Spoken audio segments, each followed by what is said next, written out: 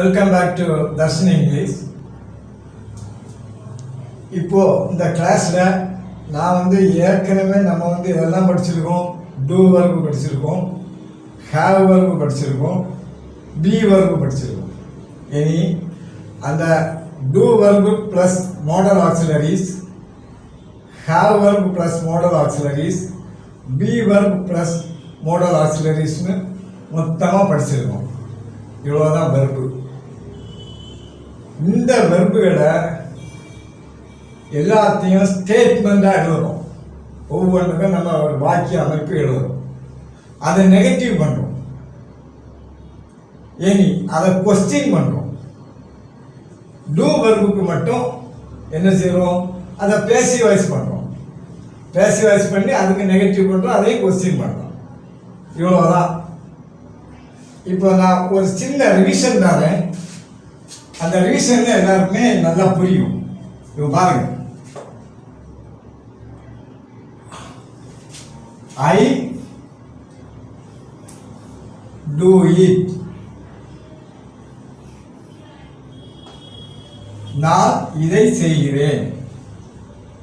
அப்போ ஐயூவி தே ப்ளூரல் வந்தா do it. நம்ம படிச்சது சிம்பிள் ப்ரெசன்ட். வேணா அந்த நோட்ஸ் எடுத்து வச்சுக்கணுங்க.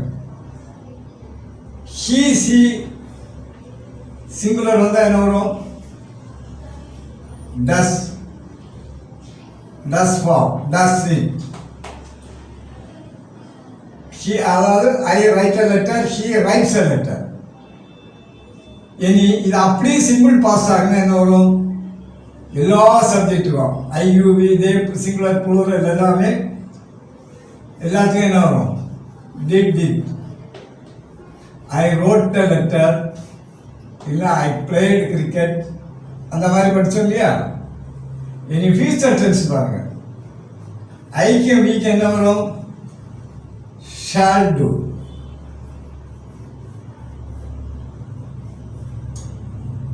மீதி எல்லாத்துக்கும் என்ன வரும்? எல்லா சப்ஜெக்ட்டுக்கும் வில் டூ.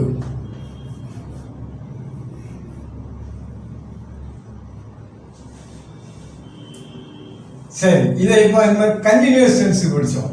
என்ன படித்தோம்? ஐ வந்தா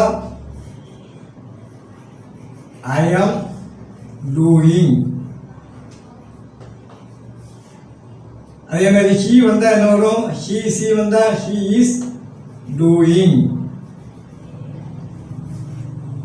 வி தே எல்லாம் வந்தா என்ன வரும்? ப்ளூரல் வந்தா ஆர், ஆர் டூயிங். படிச்சோமா? இனி இதை பாஸ்ட் டென்ஸ்ல வரும்போது என்ன வரும்? I was doing. He she singular வந்தா ஹீ வாஸ் டூயிங்.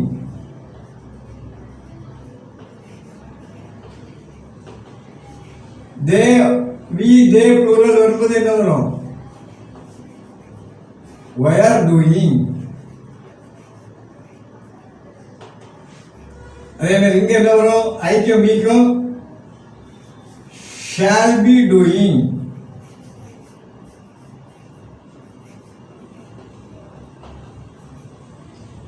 மீதி எல்லா சப்ஜெக்ட்டுக்கும் என்ன வரும்? will be doing.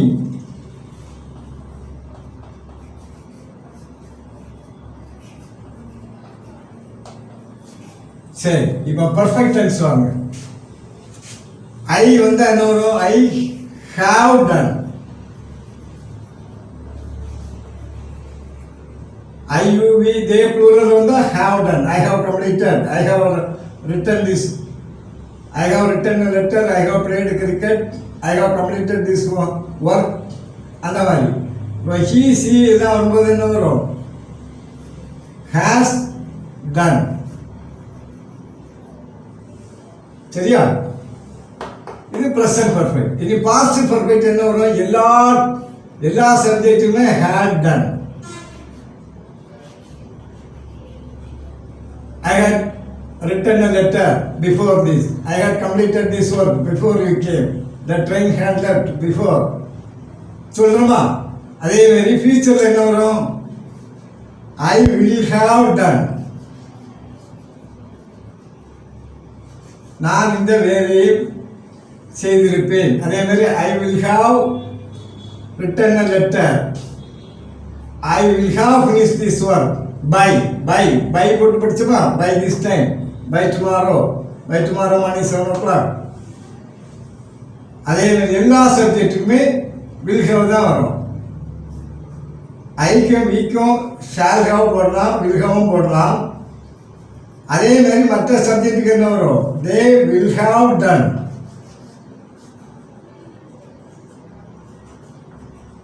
இனி இப்போ ஒரு செகண்ட் பாருங்க, நான் இதை பின்னாடி சொல்லித்தாரேன்னு சொன்னது ஏன்னா உங்களுக்கு இது சரியா புரியணும்னாலையும் அதே மாதிரி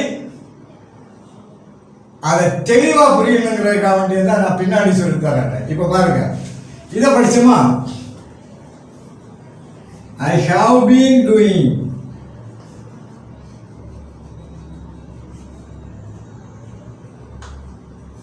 I have been writing a letter for the last 2 years. I have been sending a message for 3 days. சரியா? He has been working in this college for 20 years. It has been raining for 3 days continuously. இது present perfect tense நம்ம படிச்சிருக்கோம். அதே மாதிரி he she எல்லாம் வரும்போது என்ன வரும், she has been doing this work. He has been doing this work for 3 hours. அப்ப இது தெரியும். for how long? அப்ப இது क्वेश्चन பண்ணும்போது என்ன வரும், she has been doing this work for 3 hours. Has he been doing this work for 3 hours? How long has he working this work? How long has he been working? அதே மாதிரி how longங்கிறத விட என்ன ஒரு sentence வரும், since when, எதிலிருந்தே. இப்போ இந்த ரெண்டும் நீங்க படிக்கணும். நல்லா புரிஞ்சுக்கிடுங்க ஒரு விஷயத்தை. பர்ஃபெக்ட் டென்ஸ்னா இப்போ இது இப்போ நடக்கிறது, now at present. இது yesterday, last week, last month, in 1945, 1947 இந்த மாதிரி. இது tomorrow, இல்லை day after tomorrow, next week, next month இந்த மாதிரி. இது future tense. இது கண்டினியூஸா I am doing this work. இதுக்கும் from to time போடுவாங்க. இப்போ I am doing this work from 3 o'clock to 4 o'clock. I was doing this work from Monday to Sunday. I will be doing this work. அதான் இது கண்டினியூஸுக்கு use பண்றது. அப்ப இது point of டைம்ல நடக்கிறது. நல்லா பாருங்க, இப்படி பாயிண்ட் ஆஃப் டைம். இது ஒரு பாயிண்ட் ஆஃப் டைம், இதுவும் ஒரு பாயிண்ட் ஆஃப் டைம், இதுவும் ஒரு பாயிண்ட் ஆஃப் டைம். ஆனா இந்த ஒர்க் நடக்க கண்டினியூஸா நடக்குது. ஒரு பீரியட் ஆஃப் டைம், ஒரு பீரியட் ஆஃப் டைம், ஒரு பீரியட் ஆஃப் டைம். இனி இந்த பிரசன்ட் பர்ஃபெக்டா பாருங்க, இதுக்கு முந்தி எப்போ, அதாவது இப்போ பெர்ஃபெக்ட்னாலே இப்போ நம்ம பேசும்போது இதுக்கு முந்தி எப்பவோ நடந்திருக்கலாம், அதுக்கு டைம் தெரியாது. நீ பேசும்போது வரைக்கும் அது தொடர்பு படுத்தி அந்த சம்பவம் இருக்க வேண்டும். They have lived here for 20 years. He has just completed this homework. இப்படி எப்போது. அதே மாதிரி ஃபியூச்சர் பர்ஃபெக்ட்ங்கிறது வந்து இது ஒரு டைம் சொல்லி அதுக்கு முன்னாடி நீ எப்போ இந்த வேலையை செய்வா, நான் நாளை காலையில் முடிச்சிடுவேன். நீ ப்ராஜெக்ட் கம்ப்ளீட் பண்ணிட்டியா, பண்ணலை, எப்போ பண்ணுவா, நாளை காலையில் 7 மணிக்குள்ள கொடுத்துருவேன் சார். அப்போ ஒரு டைமை சொல்லி அதுக்கு முந்தி எப்போவோ நடக்கும், அதுக்கு டைம் தெரியாது. இனி இது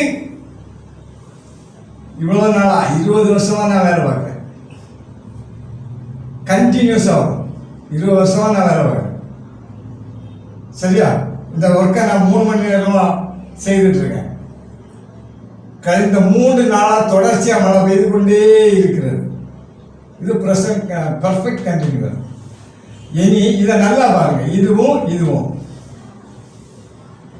இது எப்படின்னா, இதுக்கு முன்னாடி ஒரு டைம், அதுக்கு முன்னாடி இந்த செயல் கண்டினியூஸா நடந்தது. இதுக்கு முன்னாடி ஒரு டைம், அதுக்கு முன்னாடி எப்பவோ அது கண்டினியூஸா நடந்தது. I am working in this office.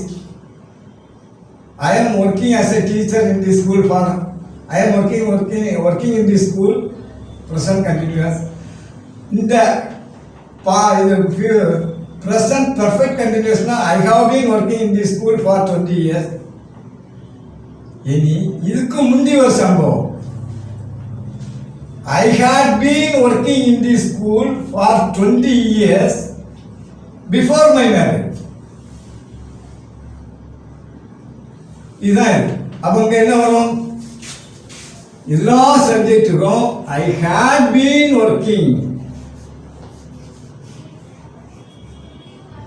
எவ்வளவு நாளா? எதுக்கு முன்பு?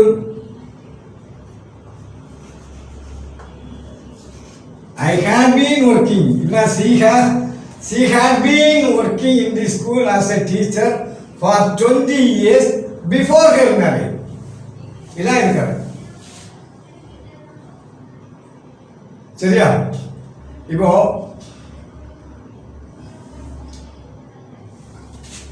இது ஒரு point of time or continuous. But இது கண்டினியூஸா? இப்போ நான் பாருங்களா, இப்போ நான் ஒரு இன்ஜினியரிங் காலேஜ் இல்லை, நான் ஒரு மெடிக்கல் காலேஜில் படித்து முடித்து நான் ஒரு டாக்டராக இருக்கேன். அப்போ நான் என்ன சொல்லுவேன்? இன்ஜினியரிங் காலேஜில் படிக்கணும் 4 வருஷத்தில் போயிடுவோம். மெடிக்கல் காலேஜில் படிக்கிறவங்க 7 வருஷம் ஆகும். 7 வருஷம் ஆகுதுல்ல அந்த பிள்ளைங்களுக்கு. சரி, அப்போ அந்த ஸ்டூடெண்ட் சொல்லும்போது என்ன சொல்ல முடியும்? I had been studying in the medical college for 7 years before I completed my degree. இது கரெக்ட். அப்போ இப்போ அவர் மெடிக்கல் காலேஜில் இல்லை, டாக்டராக இருக்கிற ஒரு ஸ்டூடெண்ட், டாக்டராக இருக்கிற அவர் இஸ் அ ப்ரொஃபஷனல் டாக்டர். என்ன சொல்கிறாங்க? I have been studying in this college for 7 years before I got the degree. சரியா? இப்போ அதே மாதிரி அவர் சொல்றாரு, ஒரு teacher, I have been working as a teacher for 20 years continuously in the school before I got married, before my marriage. அப்ப இப்போ அப்ப புரியுதா? இதுதான். அதே மாதிரி இந்த பாருங்க, நான் சொன்னேன் we had been waiting for the train னு சொல்றோம்ல. we had been waiting for the train for 3 hours before the train came, இல்ல before the train arrived. இப்போ சொல்றேன் 3 மணி நேரமா நாங்கள் காத்து கொண்டிருந்தோம் ட்ரெயின் வருவதற்கு முன்பு. இதுதான் பாஸ்ட் கண்டினியூஸ். அதே மாதிரி ஃபியூச்சர் கண்டினியூஸ். ஐகோ வீகோ shall be, shall have been doing, have been doing, மீதி எல்லா சப்ஜெக்டும் will have been doing வச்சுக்கிறோம். அதாவது இதுவும் அப்படிதான். இது பின்னாடி ஒரு டைமுக்கு முன்னாடி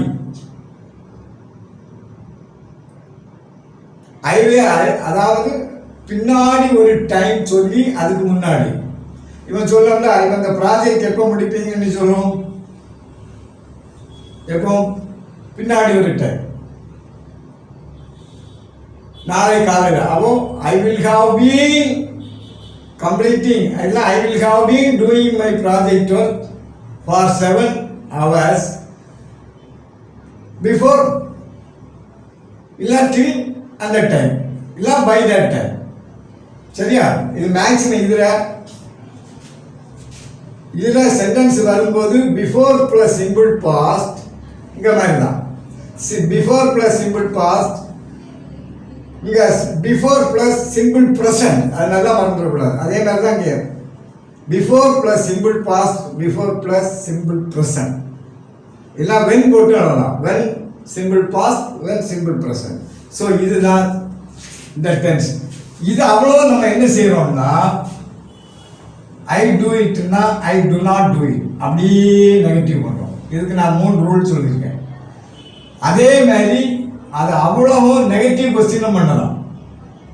இனி இது அவ்வளவுக்கும் கொஸ்டின் பண்ணுறோம்.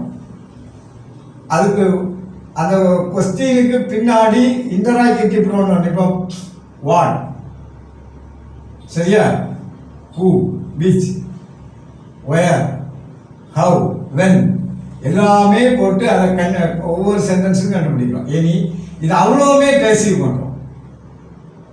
இது அவ்வளோவுமே பேசிவ் பண்ணுறோம். பேசிவ் பண்ணிட்டு அதுக்கு நெகட்டிவ் போட்டுரும், அதுக்கு கொஸ்டின் பண்ணலாம்.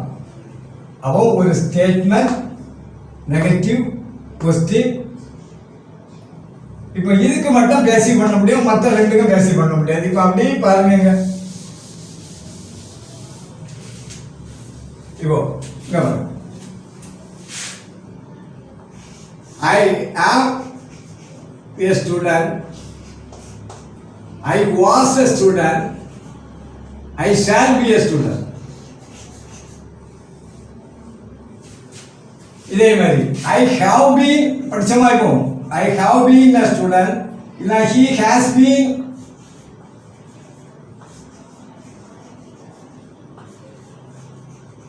இல்ல past perfect என்ன படிச்சோம்? had been.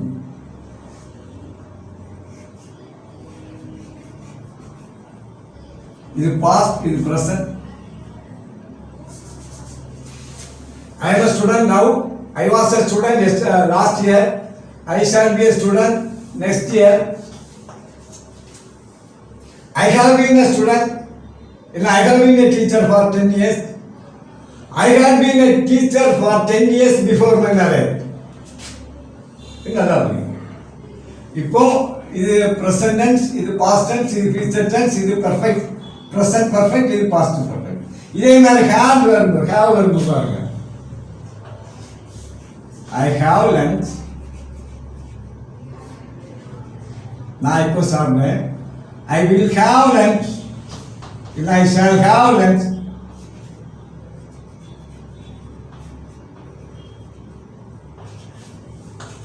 Past, I had lunch.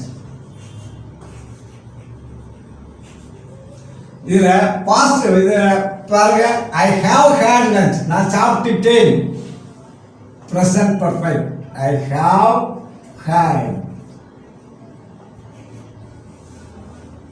I had அதே மாதிரி he வந்தா என்ன வரும்? He has had.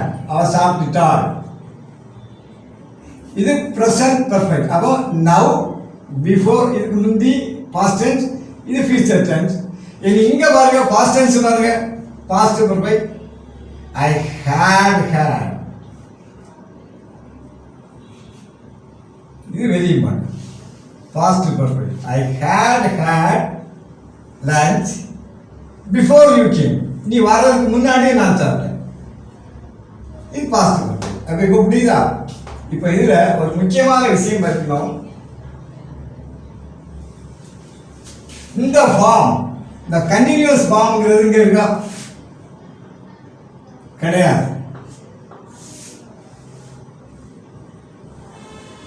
அதாவது ஹேவ்ங்க வரப்ப கண்டினியூஸ் ஃபார்ம்ல யூஸ் பண்ணக்கூடாது.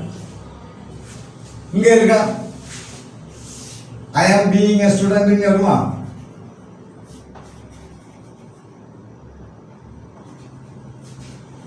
Totally wrong. But அங்க வரும். I am doing this work. So do work continuous form உண்டு, passive form உண்டு. மீதி எதுக்குமே continuous form கிடையாது, passive form கிடையாது. இது புரிஞ்சா? இனி இந்த கம்பேரிசன் தான் இது. I have been, I have. past அதே மாதிரி பாஸ்ட் பெர்ஃபெக்ட் இருக்கு இல்லையா? இது நல்லா புரியணும். என்ன ஒரு முக்கியமான விஷயம் கேட்டுடுங்க. இது இருக்கு,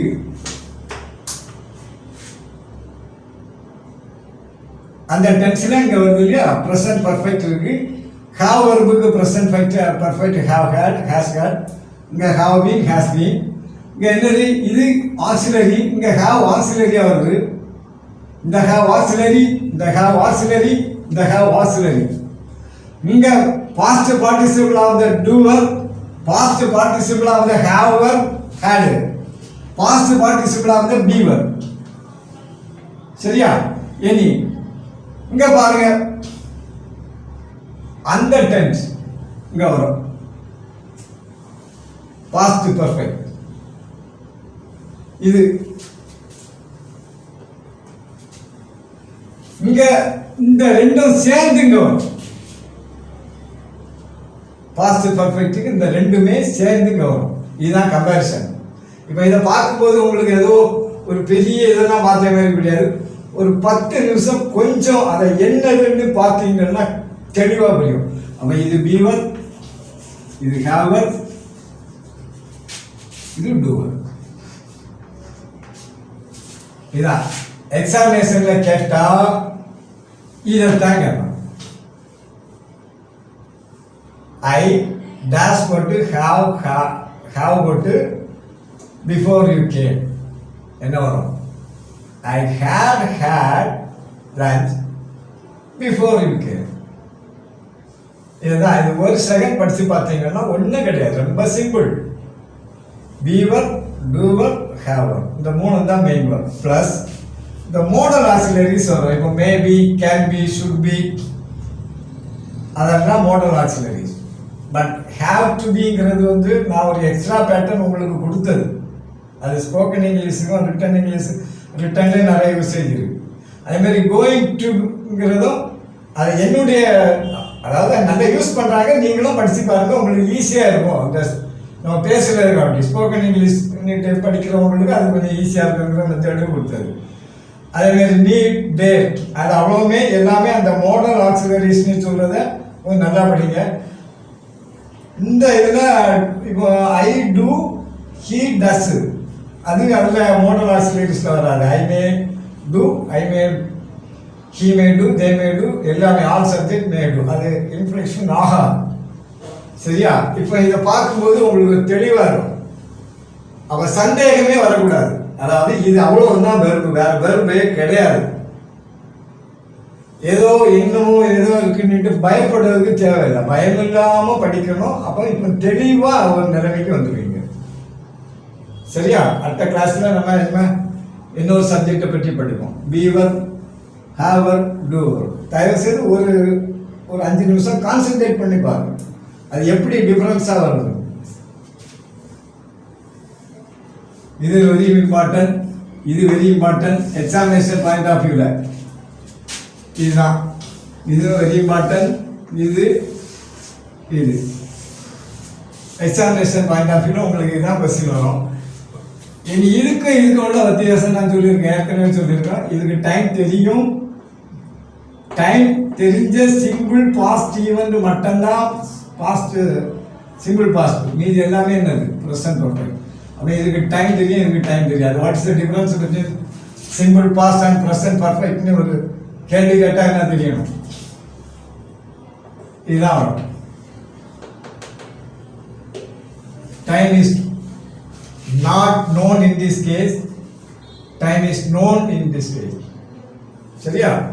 சரி, கொஞ்சம் கம்பேர் பண்ணி படிங்க. நான் கொடுத்துருக்கிறத வந்து அந்தந்த சென்டென்ஸை 100 சென்டென்ஸ் எழுதுங்க, 50 எழுதுங்கன்னா அட்லீஸ்ட் ஒரு 20 சென்டென்ஸாவது எழுதி படிக்க நேரம் இல்லைன்னா அட்லீஸ்ட் நீங்கள் வந்து அதை சொல்லி பார்க்கலாம். சொல்லி பார்க்கும்போது இனி இன்னொரு முக்கியமான விஷயம் நான் ஏற்கனவே சொல்லியிருக்கேன்.